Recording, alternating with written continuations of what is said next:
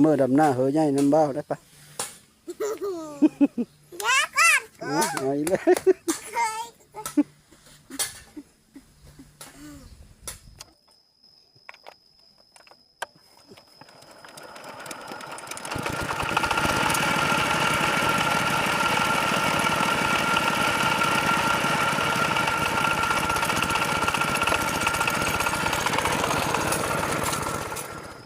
หน้าก้อนคนมันหน้าคาดหน้าก้อนจังไปหาหน้าคนใจเย็นๆหน้าก็เยอะแล้วเมื่ออื่นจะเอาพี่น้องมาซอยนะซอยดำเพื่อนยังสองทางติดต่อมุนซ่อเสียงผู้ไทยขอกราบทักทายสบายดีและสวัสดีพ่อแม่พี่น้องสู้ครูสู่คนไม่ว่าแต่อยู่เคยอยู่ไก่อยู่ไทยอยู่ลาวหรือว่าอยู่ต่างประเทศทุกคนเมื่อนี้ข้อกะมาม่นกับสิได้ไปมื้อหน้าขาดเหอนะขาดเหอใหญ่ทุกคนเมื่ออื่นแหละสิเอาพี่น้องไปซอยแล้วก็หลังจากคาดหน้าแล้วดำหน้าเหอนั้นแล้วก็ข้าก็สิได้ไปหาหนูหน้าทุกคนว่าสิเป็นอะไรเลิกกะไปเบิ้งนำกันทุกคนก่อนสิไปข้าก็สิพาทุกคนเอาไปเล็บเบิ้งถงหน้าที่อันแคมเฮิร์นคอยในสะก้อนบรรยากาศยามเสาแคมเฮิร์นคอยทุกคนก่อไม้คอยกะอ้อกกอ้อก่ออะไรได้ทุกคนเลยอ้อนอ้อเน่งเลย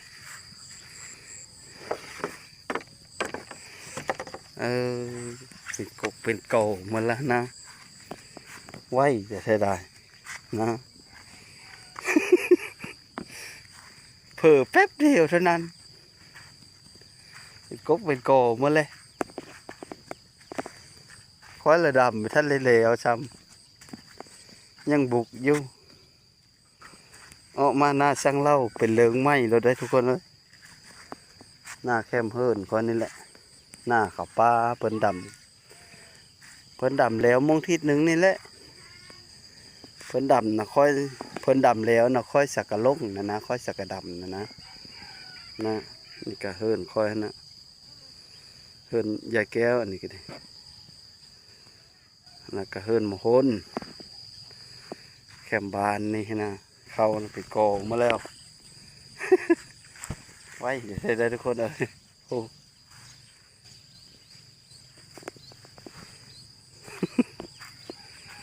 นะบรรยากาศยามเสาๆทุกคนเลยก็กระสายและเผาเยอะไปดำเฮือนั้นบริเวณว่านนี่แล้วก็ลงหลกกาเลยเอาเลย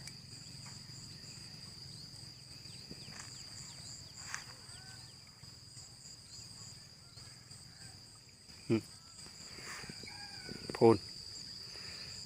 แล้วมัดเลย100%เลยอยู่นี่นะถงหน้าโลงอันนี้นะ ยังแต่ถงหน้าโคกค่อยพูดแล้วทุกคนเลย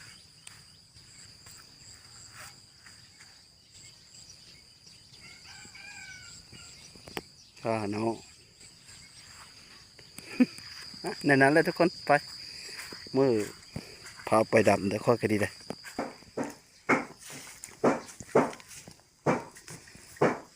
สิเลยเบิ้งแกไฟมันหยิบเลยบักล้ำไม่ได้เจ็บบ่ลูก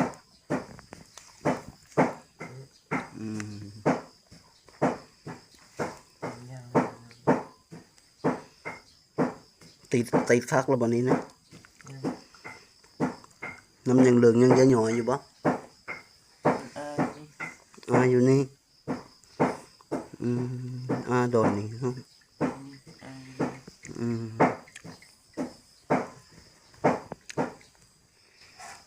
แก้ว100 บาททุกคนไม่ได้ดำหน้านะพ่อแม่เลย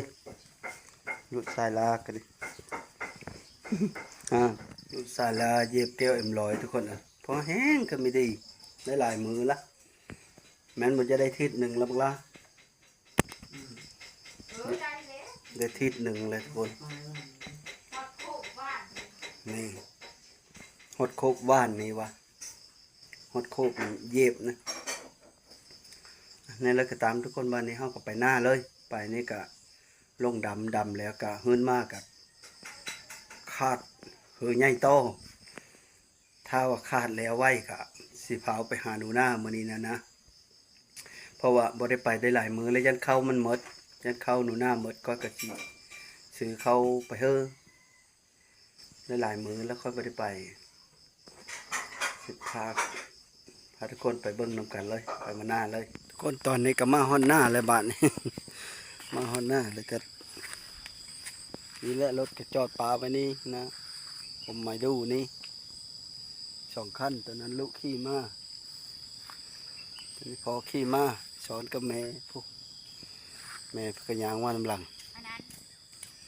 ก็ได้ยางไปพุ่นแหละยางไปพี่นี่ยางไปพี่แล้วก็ไต่โค้งไปพี่พุ่นเถงนะทุกคนพวกนะเถงนะ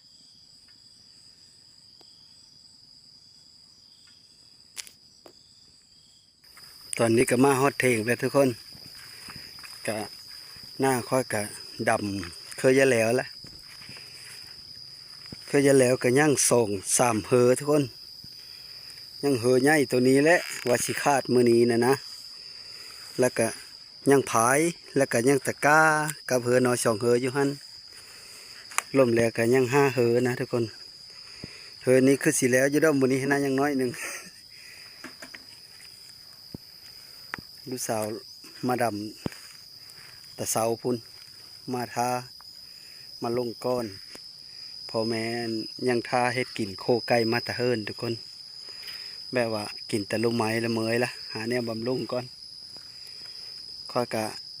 ดำเฮอนี้แล้วก็สิคาดเฮอใหญ่นี้แล้วทุกคนคาดเฮอใหญ่นี้แล้วแหละว่าสิไปหาหนูหน้ามื้อนี้นะแต่งรัวแล้วแต่งพาเข้ากินข้าวก่อนจึงลงมันมากินข้าวก่อนหน่อย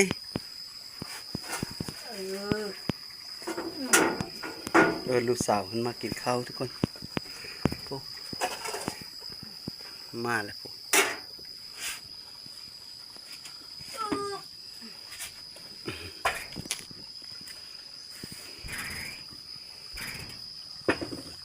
แล้วมาแล้วแต่พุ่นขึ้นมาพอดีลงหน้าวันที่15ทุกคนมื้อนี้ก็วันที่23แล้วก็ได้ซ้ำนี้แล้วเนาะดำเองเนาะไม่ได้จ้างจากดีเลยโยอาชีพเจ้าเฮ็ดเฮ็ดหน้าฮอดยามหน้าผัดจ้างเอามันก็ไม่แม่นเฮ็ดหน้าแล้วดำเอาหนึ่งมากก็มันมีเงินได้ทุกคนมีเงินจ้างเขามือหนึ่ง300ละ300 ปลายละมือหนึ่ง230,000อยู่วัดกุทิน230,000ยังมีคน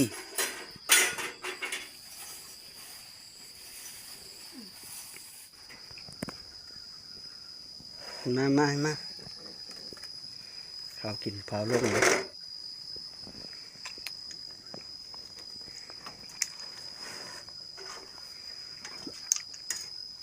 พระกันเจ้ากาเสือใหญ่บ่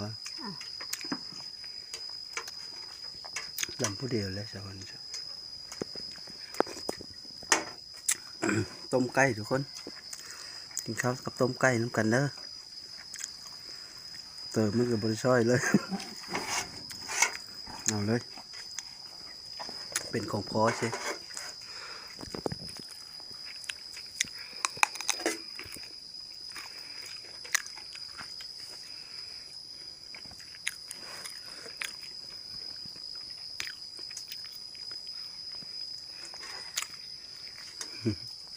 หมดต้น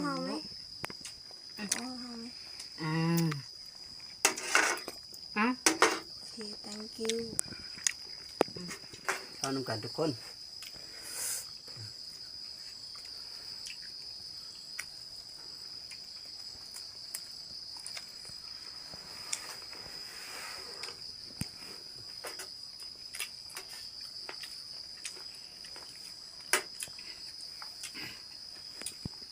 แซ่บบ่น้อยเฮือใหญ่นี่แหละทุกคนคอยสิขาดมื้อนี้สักน้อยนี่ดำเฮือนี้แล้วก็พอดีขาดนะนี่เห็นกุ้งก็ขาดอยู่กุ้งได้นั่นแหละหน้าโมโดหน้ากุ้งไก่ก็กระยั่งเฮือใหญ่นี่แหละหลังจากแล้วเฮือใหญ่ตัวเทิงนี่ก็มื้ออื่นนะสิดำเฮือใหญ่ตัวเทิงก็มาดำผายอันนี้ แล้วก็กับตะกร้านั่นแหละยังก็ถือยังบ่หลายแล้วทุกคนยังห้าหือหน้าก้อนก้นนำหน้าคาดหน้าก้อนจังไปหาหนูหน้าทุกคนใจเย็นๆหน้าก็เยอะแล้วเมื่ออื่นสิเอาพี่น้องมาซอยนะมาซอยดำเผือไง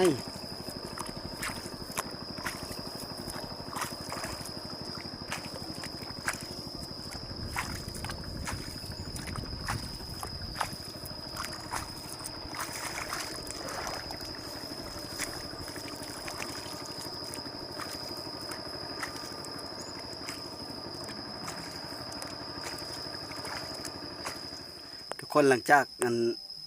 ดำเฮือนี่แล้วก็ค่อยกระสิได้คาดบานคาดหน้าก่อนคาดหน้าแล้วก็หืนกินข้าวบางเธอก็ไปหาหนูนาเลยหืนกิน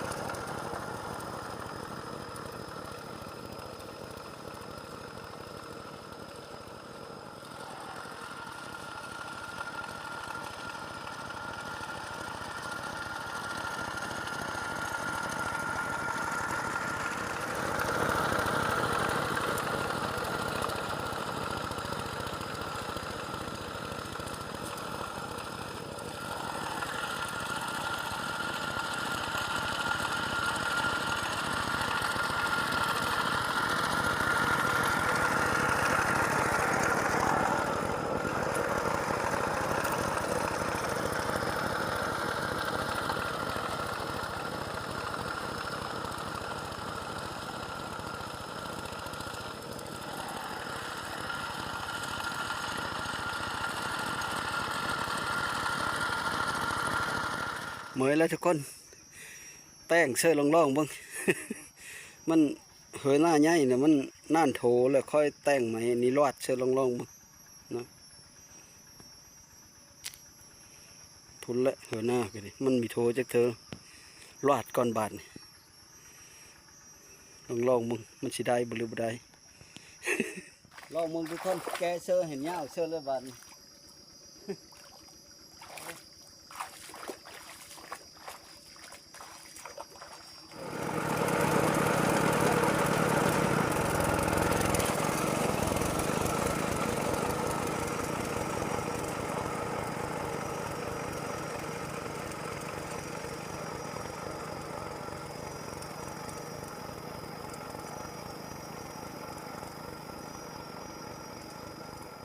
สำเร็จแล้วทุกคนคาดหน้ากันดิ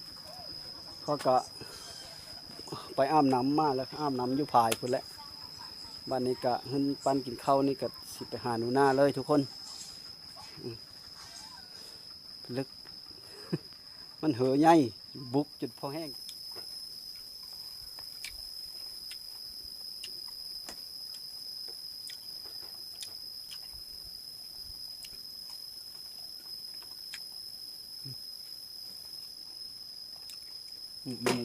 ขนมครับกินช่วงก็แซ่บกินสุกก็แซ่บมะม่วงอยู่หน้าสี่กบอยู่บ้านสาม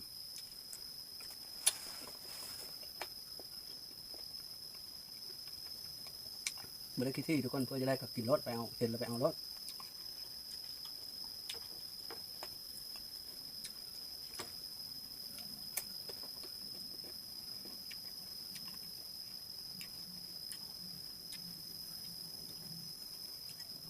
หน้าห้อยหน่อยละหน้าบนปล่อยควายไว้อยู่นะทุกคนบ้านนี้ก็กินข้าวกินน้ำกันแล้วและกินส้มกับย่าเลยทุกคนเขาก็สิได้มื้อแล้วบ้านนี้หาไร่พุ่นและยางผ้าแดดมื้อพุ่นไปขี่รถอยู่ตะหมไม้พุ่นและสิไปหาหนูนาก้อนสิไปถามมึงข้าวเจ้าเด้อหารอีปันนี่สิได้บ่หรือบ่สิเอาเข้าไปเฮ้อค่อยเอาไปเฮ้อก้อนนี่5 โลละได้3 มื้อละยานมันหมดนะสิเอาไปเฮ้ออีกไปน้ำกันเลยทุกคนค่อยกะบ่ได้ท่ายตามทางเพราะว่าทางมันยะ ตอนนี้ก็มาฮอดหานเมลินเลยถามหาข้าวเจ้ากับเพิ่นมีช้ำ ข้าวเจ้าหมดพอดีหาหน้าแล้วเจ้า4ไว้เฮ้อเด้อหานี้นะค่อยเมื่อเอาเข้าค่อยนี่สิก่อนไปเฮ้อเข้าเอาชัก10 โลเด้อเรียกว่าฮอนทุกคนเลยฝนจะตกบริเวณนั้นเริ่มจังฮอนกระดอนนี่เพื่อญาติอยู่พลาบอยู่หลังจากค่อยไปถามยุหานเมลินให้กับบ่มีช้ำมันข้าวเจ้านะก็เริ่มมาเอาเข้าเจ้าของอยู่เพิ่นนะประมาณ3 โลทุกคนติดเบิ่งละ3 โลเอาเข้าเจ้าของแล้วไปเฮือหนูหน้าขั้นซื้อเขานะโล20,000อยู่ทหารเขาอันนี้นะค่อยบอกเอาเงินแล้วไปเฮือแต่ซื้อไปเฮือหนูหน้าแต่ซื้อบ่ไหลดอกไปซื้อยูฮานเขาละโลนึง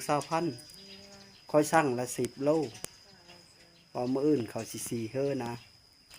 ก็เลยมาเอาเข้าเจ้าของไปเฮือซะก่อนเพราะว่าค่อยเอาไปหลายมือระยะมันหมดแล้วนะทุกคนบ้านนี้ก็ไปนำกันเลยทุกคนตอนนี้ก็มาฮอดแล้วมานะเอาไปแล้ววะปลาเฮาสวนผักงานบ่สวนผักนะเอามามีมาแต่เสลอบ่นะเพื่อเฮินนะฮะเมะซ่อนเรามามื้อนี้บ่โตไปเฮินลาวบ่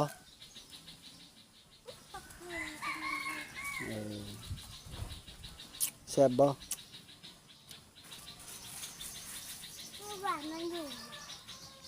กินข้าวง่ายแล้วบ่มื้อนี้นะกินแล้วว่าข้าวนะฮะเรียกเพื่อปุ๊บ่นี่นะนอนมันออกงอกไว้ต้มกินก็ได้เนาะน้ำก็คิมปุ๊ใหญ่ไปน้ำนี้ล่ะก็สิงอได้นะปุ๊ที่อยู่ในกระนุ่ยมีทั้งหมดกินข้าวล่ะกินละกินพี่เลยฮะลืมเลย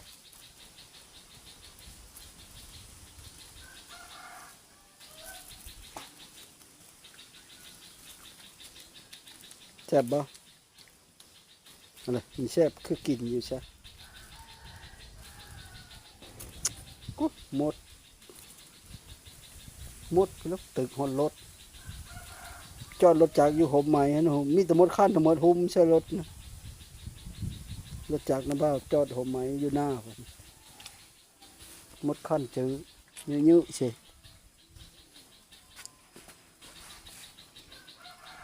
เริ่มกินมื้อนี้นะฮะ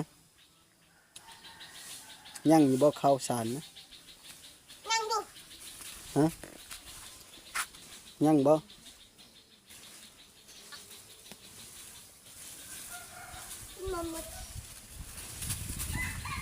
ถงเพิ่นมาแต่สิเลิกถงนะฮะยังนะถงไผ่นี่นะมาแต่สิเลิก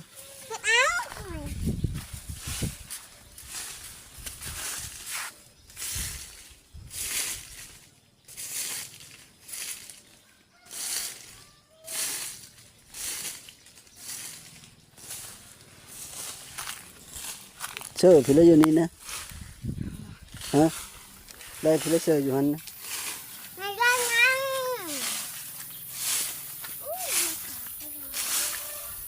ฮะเจ้าผัดเปิ้นสเต็ง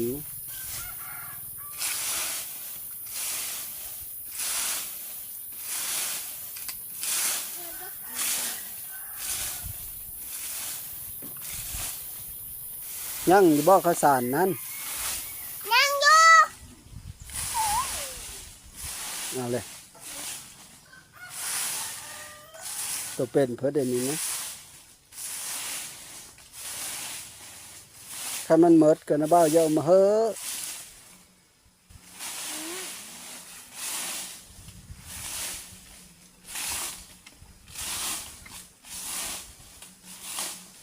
ไปจะไปเบิ้งไปยังหลายฮะเลย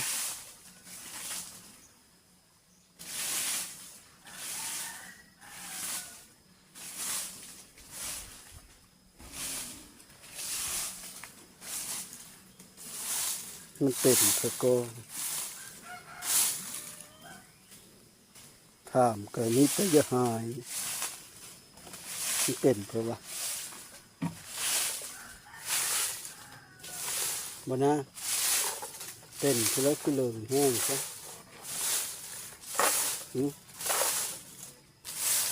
เลื่องแห้งดีได้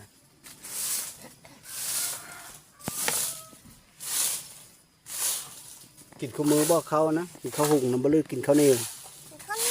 กินข้าวเหนียวมาเชื่อเพื่อหนึ่งนะเราจะเจอนะแม่เพื่อเราไปเฮะเชื่อ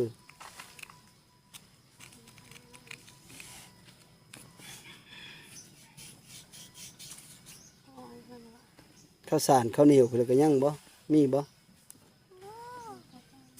ยังข้าวเจ้า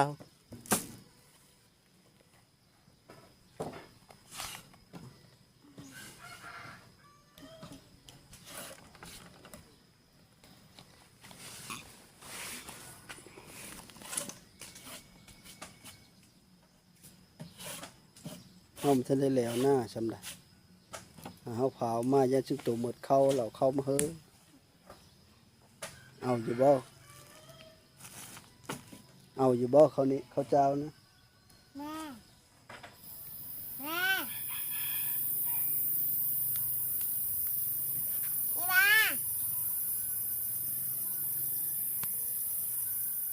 เฮ้อบ่เฮ้อหนูหน้าเมื่อดำหน้าซอยค่อยนะบอกมึงดูเมื่อบ่เมื่อดำหน้าซอยเขานะฮะ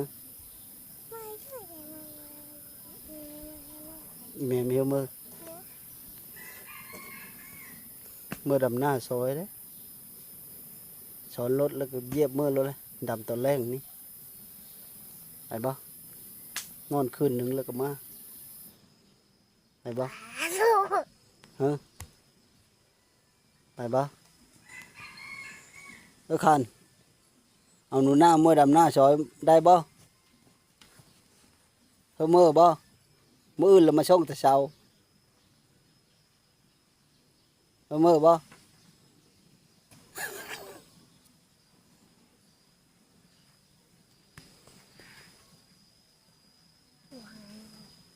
เมื่อบ่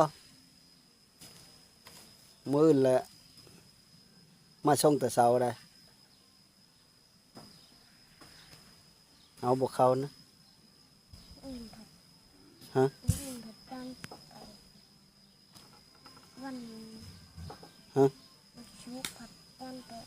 หาน้ำมันมาให้ประตูจุกมือจุกขึ้นนี่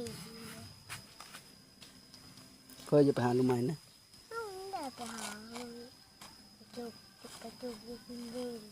เอ้าเราขึ้นไปหาพี่เราคือมีไปหาเองเยอะเลยได้เองเดี๋ยวมันจะเอว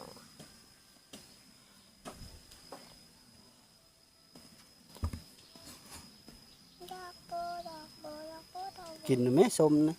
บ้านั่นแหละอิ่มกินเพื่อลายก็ได้กินอิ่มเลย เมะซ่อนเอามาเฮอบ่มามีนะ โย เรามาอยู่เฮือนเยอะพี่บ่ โย เรามาอยู่เฮือนหลังนี้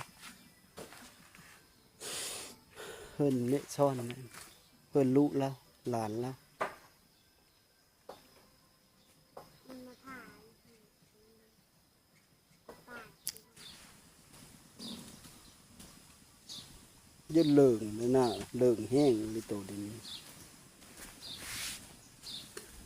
มีเอาบ่ข้าวเหนียวนะเอาแต่ข้าวเจ้าบ่ฮะ ก็มีก็ยัง ยังอยู่ ยังอายเอาหือเบาเนี่ย อ้ายเอามาเฮอเป่าหนึ่ง อายเอาชื่อนั้นก็คืออะไร ฮะ พระเจ้าก็ยังประมาณถ้วยนี้แหละ เออไปสไปเอาข้าวเจ้านะปะมีเอาบ่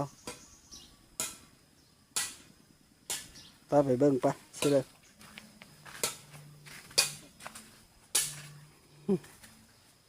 บ่คันเอาบ่ข้าวเจ้านะ เจ้านะท่านนบัดนะ ถ้าได้เมิดอยู่เอาอีกก็เอามาเฮอหันมีได้หลายไปเลยมุก3 โลนี่นะเอามาตื้มไว้เยอะก็หุงกินเด้อสิเลยสักข้าวเหนียวนะมาเบิ่งดูนะยังหลายเขาเริ่มมาเบิ่งดู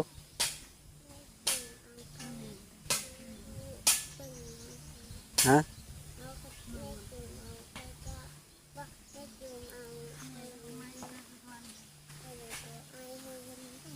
สิเลยไปเบิ่งลุก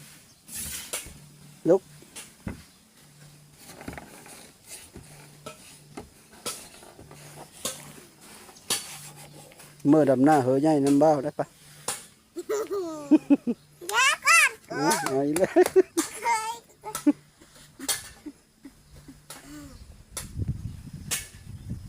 เคย ไปบ่ไปดำหน้านะไปบ่ถามดูถามแม่ดูไปเห็นดำหน้าไว้บัดไปเอาแม่ดำหน้าบุเป็นนะเยอะมากมันดำหน้าบุเป็นนะ เขาไปบ่คันไปบ่ได้แล้วเนาะคู่ปากคอย ไปนะเบิ่งเขาตัวนะบ่าวจะเบิ่งนี่มันยังน้อยยังหลายเอาเลย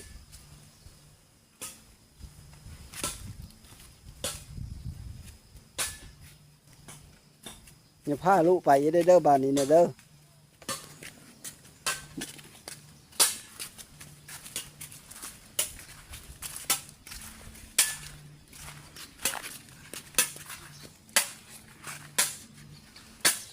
เชื่อผัดปลาตาแดดแทนนี้นะอุ้ยปลาเกือบสิเมงเอาไปแห้งเต็กเอามาตาแดดเอามาผีเลยวะปลา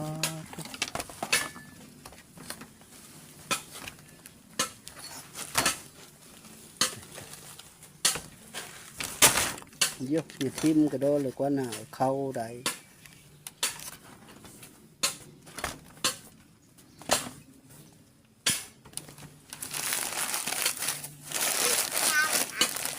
อันนี้บ่ข้าวเหนียวนะข้าวเหนียวอ้ายโตเฮ้อนะบ่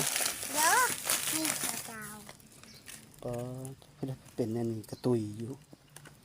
นึ่งแต่เมื่อเลินี่นะ ตัวนี้นะไอ้เอาลงเฮ้อเขาตัวนี้นะ จึงโตกินอยู่นี่บ่สาวเว้นนี่นะ กินยังไงเลยมันนึ่งบ่มันนึ่งบ่นั้นมันอัน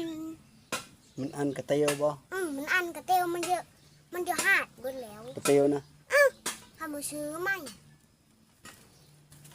ซื้อใหม่มันกับ ซื้อไปแล้วกระเตียวสานเอาแล้วบ่เตียวก็ซื้อบ่ซะ จานเอาทำบะหมี่เนี่ย นั่นแหละโป้ดึกแล้วนี่สิกระซึกอยู่นึ่งก็บ่สุกจะมันเป็นนี่เลย เบิ่งดิ นี่เอาไว้ จ นี่เบาเสียมาตื้มเพิ่นนี่เลยเอาก็เด้อข้าวเหนียวกันย่างเดี๋ยวข้าวเจ้าก็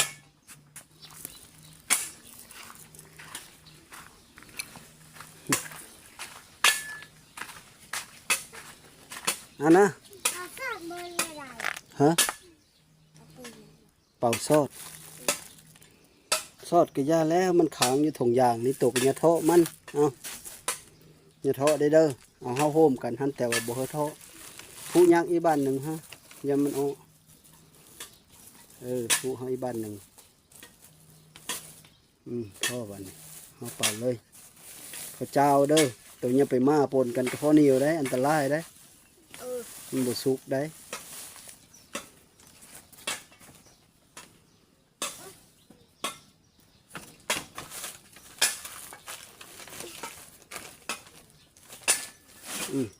โยนเอาไว้หันเรียบร้อยเอาพี่บันนี่ อยากกิน ฮะโอ้เกือบหลายคูขนาดเนาะเกือบตัวน้ำเบ้าซื้อน้ำเบ้านี้นะหยิบเอาบ่ เดี๋ยวหา เพื่อหยิบนะ เนื้อ ไป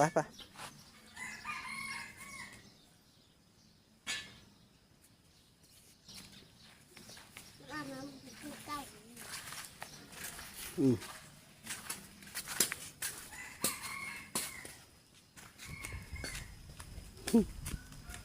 ตัวเยอะเพื่อเดี๋ยวนี้ฮะ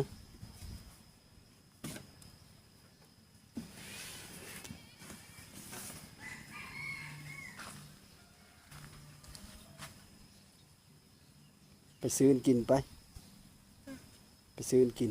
ตัวเยอะไปแล้วสะ เดี๋ยวชิ้นปิ้งหมูหวานเฮ้ยแสบไปนะเฮ้ย หมดแล้วว่าปิ้งอันหมูน้ำเบ้าซื้อมาเฮิรนศีลนะ นี่ไอเอาขึ้นแกงเฮ้ยไอเนี้ยแกงหมกไอกินหมกเป็ดเฮ้ย ละอายตัวหุ่นไปเฮ็ด อืม แล้วลงมากินน้ำกัน อืม เออ เดี๋ยวมาเผิดพ่อเผิดเสื้อคาเป้อะไร อืม อีตีกับนางเล็ก อีหลานบดหุงข้าวไหม้แล้วบ้านบดชุกเป็นข้าวเหนียวคือแล้ว ข้าวเจ้าอันนั้นน่ะ หุงบุชุก เดี๋ยวเป็นน้ำคือเก่า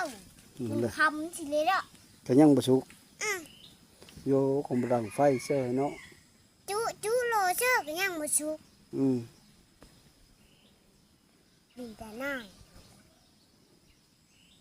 จะกินปิ้งหมูหวานบ่กลับพี่เลยได้ไปเบิ่งเอาไป ได้ต้อง อีหยัง โอเคให้ได้ผมกัน โขน้ำผุก โขน้ำแกงคู่ ขอแกงคูนน้ำเอ้ยบ่ มันลายได้ได้แกงคูนค่ะ ฟันลายๆได้วะ ทำเลยหลายที่ร้าน ผัดอาฟูมาแขกเลย ปูคือแด้ ลอยคอน้ำเอ้ยแล้วเราเลิกจังมามื้อนี้ประมาณตะวันนี่ไปจะให้เฮาไปซื้อเลยเยอะได้พี่เลยก็คันฮะเอาบ่อย่าสูบนะอย่าได้พี่เลยสูบค่อยจะไปซื้อเครื่องมากินเจ้าเยอะพี่เลย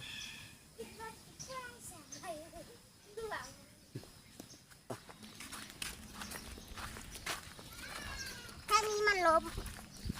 ท่างนี้มันล้มกินก่อนนะ ขึ้นก้นเลย เยอะ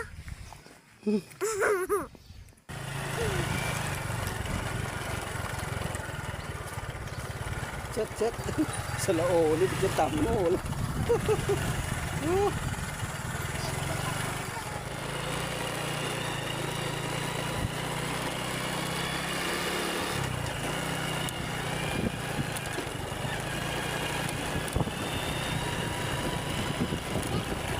เอาเย็น หอดข้างแดงแล้วก็บาน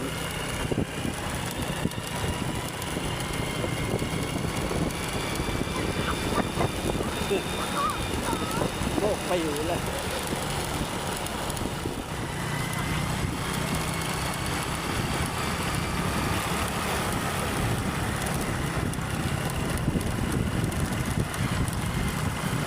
ไปหานย่ายสิเนาะ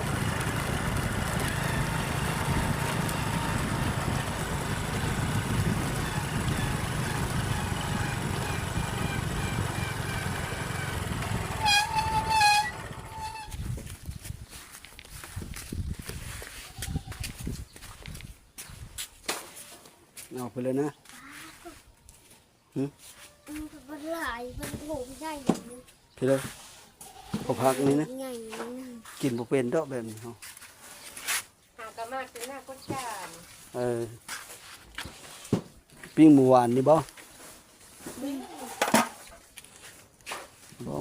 หนูหน้ามันเยอะแต่ปิ้งหมูหวานเป็นนั่นเลยบ่เอาสองไม้เอาเนาะสองไม้พ่อบ่ เด้อหลายก็ยัง จะได้ไว้เด้อฉะนั้นมันหอนเด้อ ได้ตัวนั้นบ้าง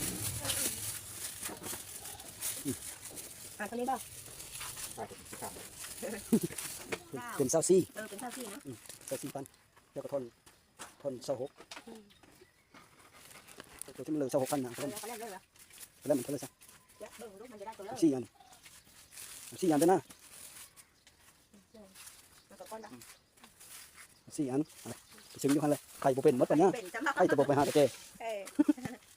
ตัวเลย เหยียบปลักไฟนี่นักเลย เท่าที่เลยเท่าหู พวกไปเหยียบเลยอย่าง จังเลยหากเอามาไผ่ผัดดัก เออ เอามาแต่นักจานเขา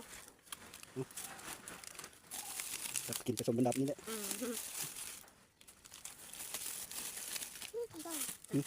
ก็ช่วยมาเป็นกัน บ่เคยทำ ก็พอ 2 4 6 8 8,000ก็ได้8,000ยังบ่พอแล้วเอาอีกนะ บ่เอาอันกิน เอากินปะ เอามาแต่งเอานี่ให้เขา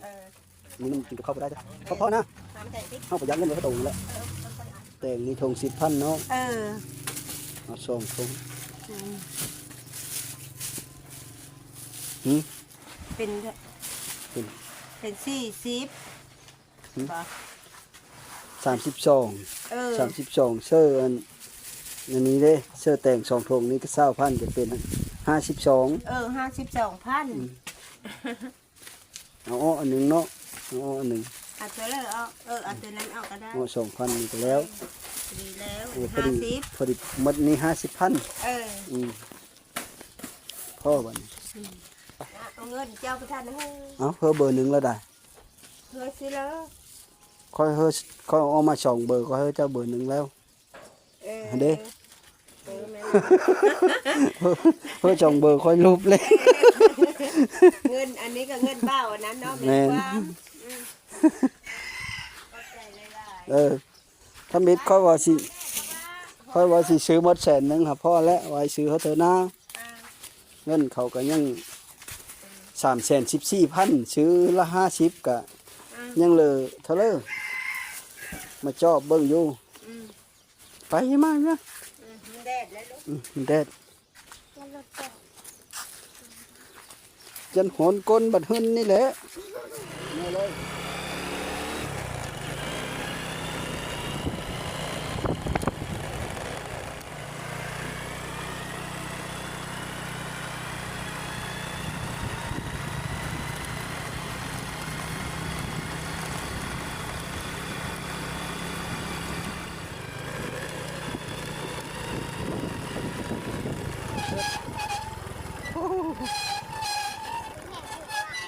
มันจะตายโค้ง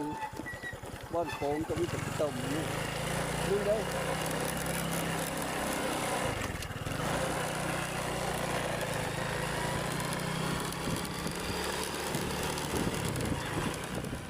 เอาละแม่ถงแตงนะถงแตง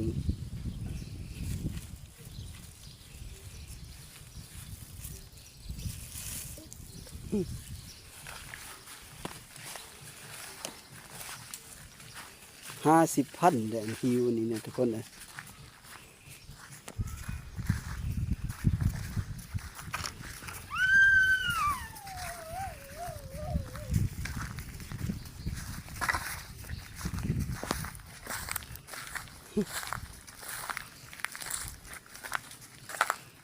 เอาเฮ้ยเล่าได้อตัวโกดเขาเล่าได้ขันมันอันนั้นมันเปื่อยละข้าเจ้าสักเอามาตาแดดมา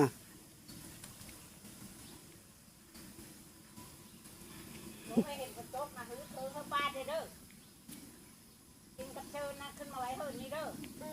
แล้วขึ้นมาเอามาแห้งได้เด้อ เย็นปะล่ะ น้ำรถกินนี่นอนก่อน มันยอมรู้ๆเด้อทึกเล่นได้ มาอยู่คอยแล้วหน้าจังน้อยก็แล้วเด้อหน้าคอยก็ดียังอีก2-3มือเพิ่นไปเพ้อเวงนะฮะอยู่พุ่นเลยบ่อยู่พุ่นเลยบ่แล้วอีตาเท่าได้ซะอยู่เล่าก็โอ้ยหาแล้วนี่เสือเห็นแล้วจะไปปะอีตาเท่า ให้ลงแบบคนเฮอทำได้เอาได้งานเลยล่ะ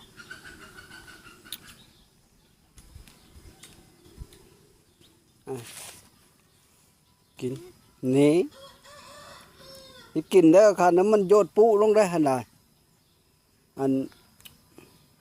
ปูเลยก็ที่ได้เลย ซึ้ง ซึ้งไปเลยแล้วขึ้นฮอดผู้ตายสิได้ผู้ยั่งบ่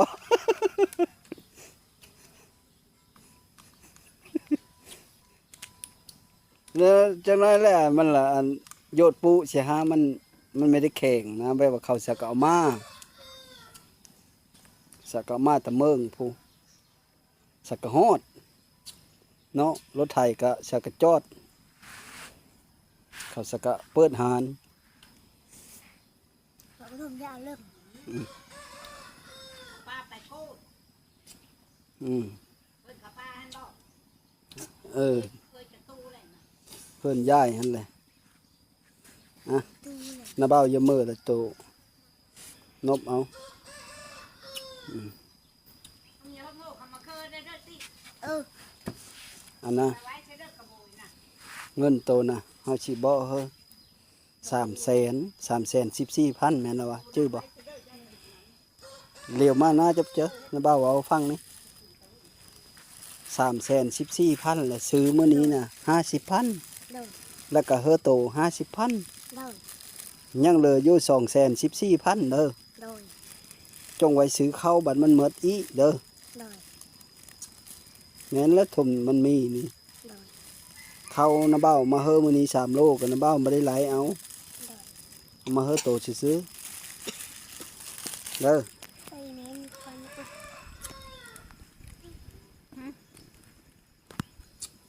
อะไรนะ ขนมเฮ้ย นมยังบันนั้นนะ จังแล้วจนนั้นเราก็เอาพระอันนี้ก็เอาไปบูชาอีกแล้ว บุษราก็กินยำๆๆๆเบนเลย แค่เห็นเหล้าห้อยบูชาแล้วทุดกินเราเด้อนาเด้อ เออกูก็ยืดแล้วตุ้ย เข้าใจเบาๆนะยังเหลือเงิน214,000เด้ออยู่นำน้าบ้าวเด้อ โดย มามื้อหน้าจังซื้อหันซื้อนี้มาเฮากินอีก โดย ก่อนมามื้อนั้นน่ะยังเหลือ314,000แล้วซื้อเฮออันนี้มื้อนี้50,000 นี้ แล้วก็เอาเฮอโต50,000เอาให้ยับเจอได้แดงเขาพกส่งเขาผัดว่าลืมได้เอาเฮาถงผู้ เอาถุงนี้ โชนมือดำหน้าน้ำกับบ่มือ ยี่เมย์เบอร์มือพันนะทำไปซื้อไปหรือว่าขับรถตู้เบอร์ละแหล่ อืม จำทีสิ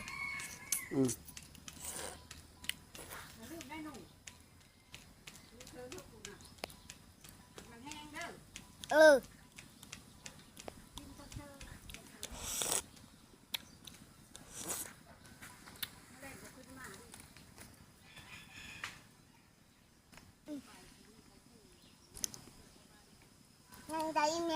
อันน่ะ เราไปดูดทั้งก้นมันเนาะ อืม ดูดเพิ่นเอาไม้อันแกล้มดูด อืม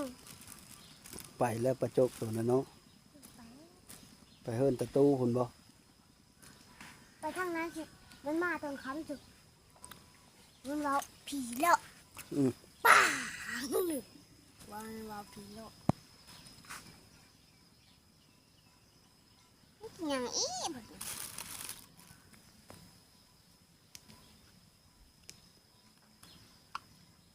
มาสิแกเข้ามา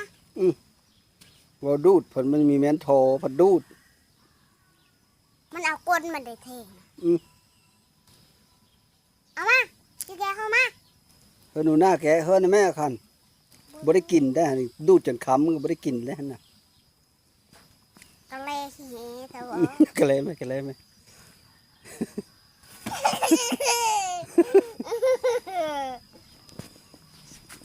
ขี้คอมันทันขี้คอมัน หัวได้ นี่ ยาวไปคือ ย้ำเขาเก้อ อย่านะเอาแม่กูเองอันเสือกวงกูยังมา มันตาแดดนะย้ำเขาหมนะแม่ยังดูดอีเลยก็เลยอี จับอันนี้ไปก่อน ก็เลยข้อผม มันเยอะนะเอาเลยบอกมันเยอะนะเจ้าหางคนน้อย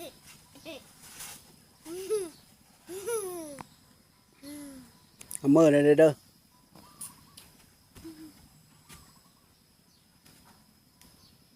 แกะให้เราได้จับเอาแกะมันไม่ได้กินได้